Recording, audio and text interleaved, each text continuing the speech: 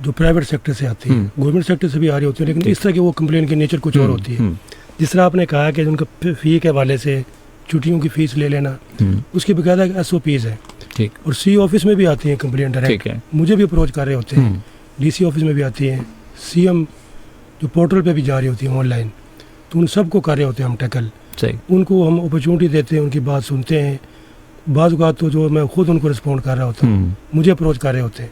सही। तो हम उनको एक एक कंप्लेन को हम देखते हैं, उसकी इंक्वायरीज करते हैं, इंक्वायरी लगा देते हैं, फौरी तौर पे फॉलो अप करते हैं, और जो SOPs है उसके अकॉर्डिंगली हम फैसला करते हैं। बिल्कुल। लास्ट दिनों में जो ना अभी हमारे पास ये कंप्लेन आई थी कि कुछ ओवर चार्जिंग के इश्यूज थे, फीस ज़्यादा ले ली उन्होंने, कुछ एक्स्ट्रा चार्जेस थे, AC के चार्जेस भी ले लिए, एयर कंडीशन के जी।